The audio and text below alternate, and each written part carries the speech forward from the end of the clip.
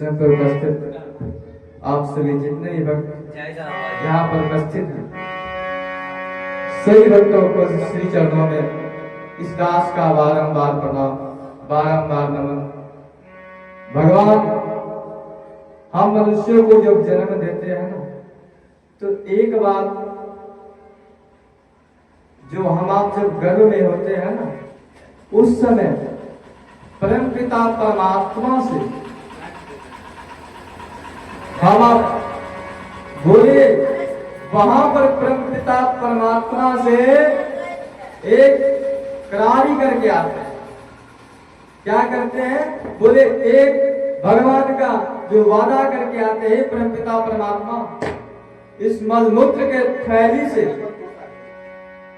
मैया वो प्यारी मां कहते हैं, परम पिता परमात्मा से हम आप यही अर्जी करते हैं, परमात्मा आप यदि इस मल मूत्र के थैली से आप यदि हमें बाहर निकाल देते हैं,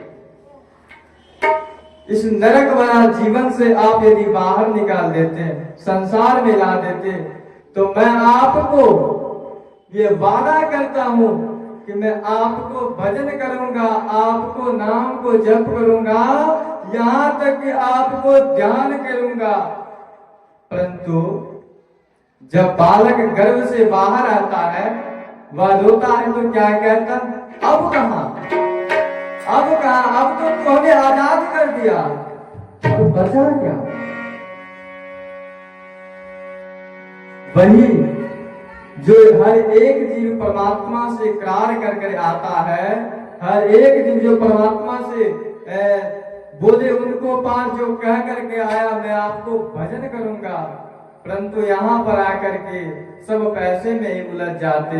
यहाँ पर परमात्मा को अर्थात भगवत प्राप्ति के वजह से, भगवत प्राप्ति के वजह से हम सभी को आना होता है, परंतु नहीं, वह तो एक अलग ही मस्ती में चला जाता है जीवन, और सारा जीवन सिवाय अपमान सम्मान में ही लोग अपने जीवन को खत्म कर देते, परम पिता परमात्मा को याद ही नहीं करते।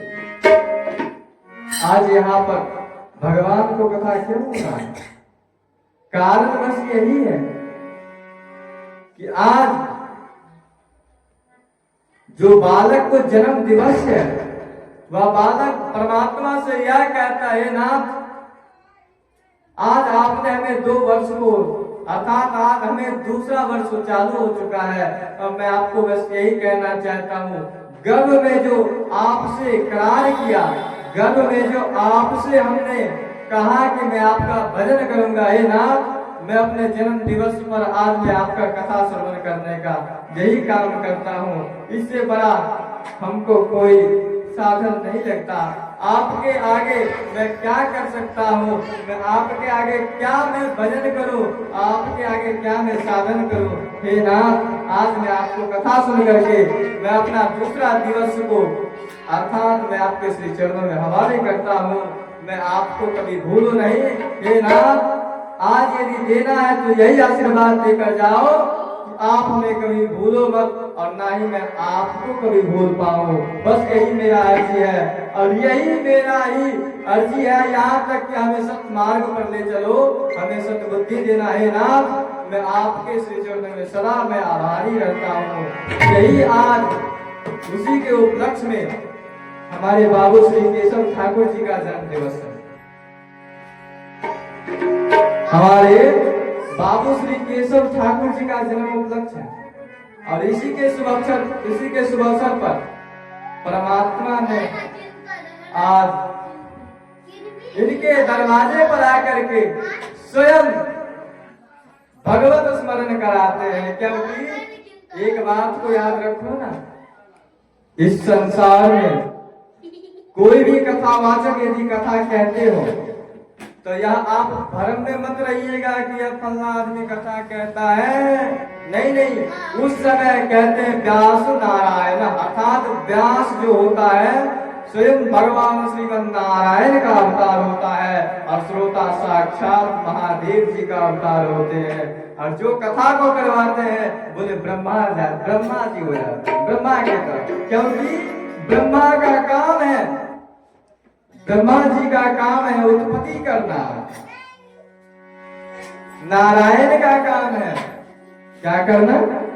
बोले नारायण का काम है पालन करना, और श्रोता का काम अर्थात महादेव जी का काम है संहार करना, और जो उन्हें पूर्ण सता रूप से उनके श्री चरणों में समर्पित हो जाए अपने आप को उनको हवाले कर देना। यह हमारे बाबा में ही है, दूसरे कोई भक्त नहीं, दूसरे कोई देवता नहीं। इसीलिए देवों को देवती महादेव। वैसे जो आप लोग को क्यों महादेव जी को उपाधि दिया गया?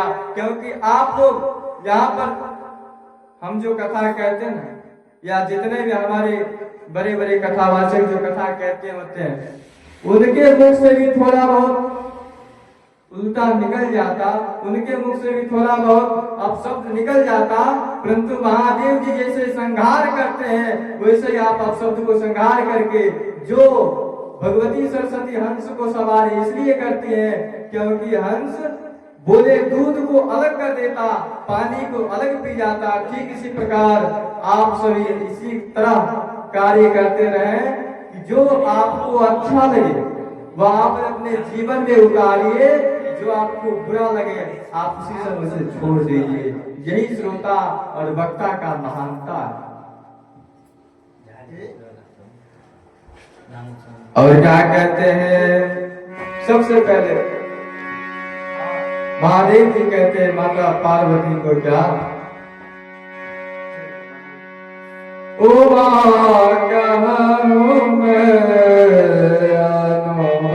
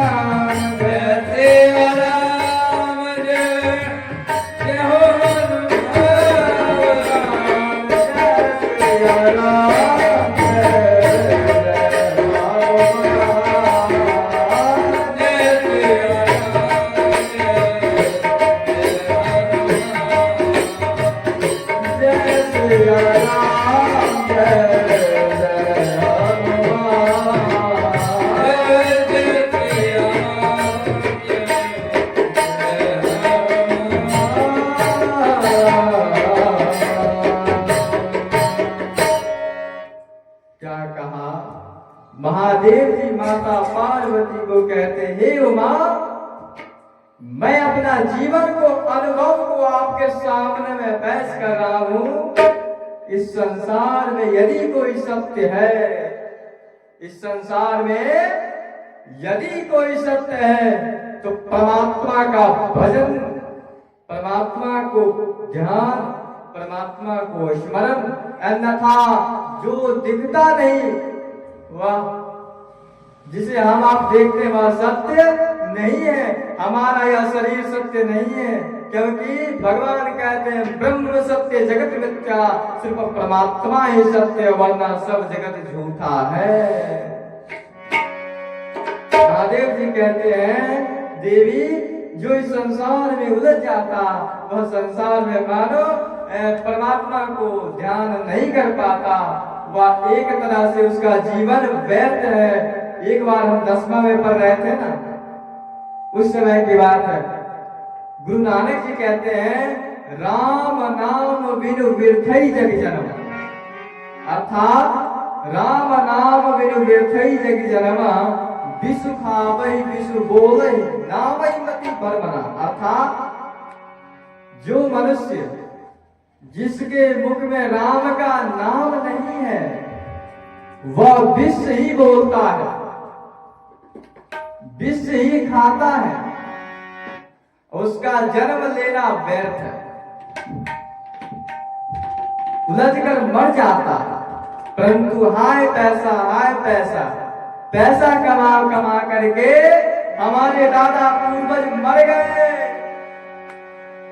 लेकिन उससे पैसे से यदि सुकून मिल जाता, पैसे से यदि शांति हो जाता, तो मुझे लगता कि शायद परमपिता परमात्मा को इस भजन मामले में आना ही नहीं पड़ता, किसी गुरु को भजन को उपदेश करना ही नहीं पड़ता। पैसा से सुख नहीं है, सुख यदि कोई है तो सिर्फ एक ही, क्या? राम नाम। राम नाम नहीं है तो सुख मिलने वाला, और जो लोग राम का नाम नहीं लेते उनके लिए छोटा सा एक भजन गा दो, चलिए सुनाते हैं।